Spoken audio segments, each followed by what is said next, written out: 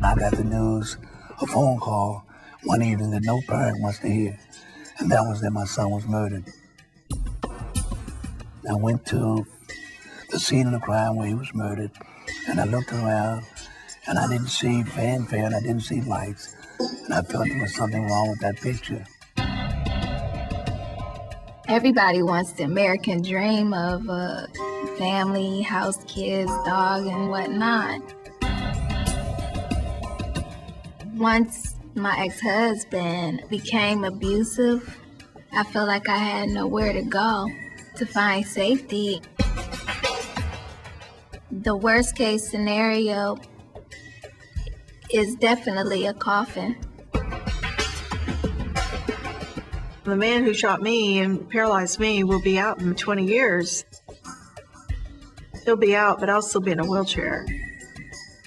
35 years ago, justice was a very different concept from what it is today. It had very little to do with the victim of the crime. It was all about the state and the criminal. The victim had no input into the process at all.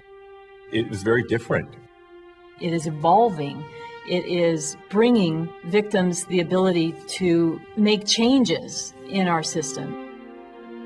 Before the ambush took place, I thought justice worked in a vacuum.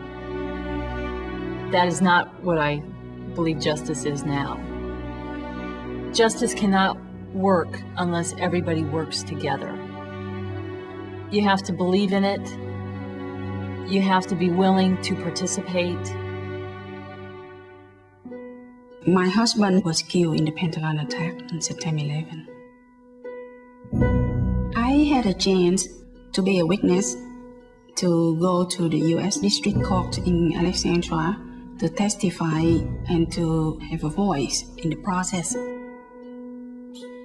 9/11 family member, we suffer every single day, every single hour in our life.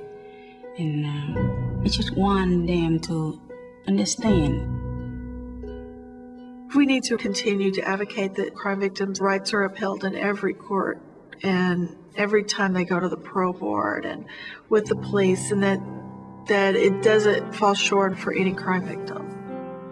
So that you know that what happened to you is not just left on the side at the crime scene.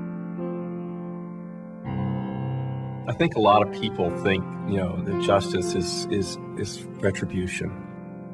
I don't think that is really what justice is about. Justice is about being able to go to sleep at night. Justice means faith that I can do something, that my voice matters. Justice must be equal, and justice for crime victims should be at the head of the table. It took me 30 years to find my voice. I had never met another victim of sexual assault until I spoke out. And then I found out they were all around me. So I'm their voice now. I'm their voice. I get to talk for them, until they can find their own one day. I tell my story so that I can help save lives in hopes that we can at least make progress to ending domestic violence. I don't want to see families go through what me and my family have gone through.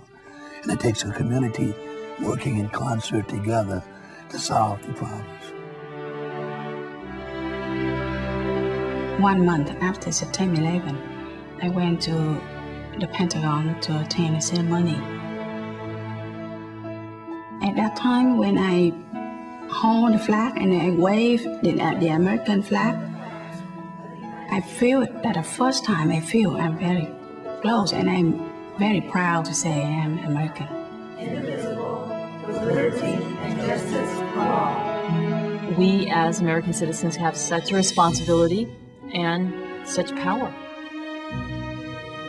To be victimized by a crime, it affects my family, it affects families of my son's friends, it affects his children, it affects their children, it affects the community.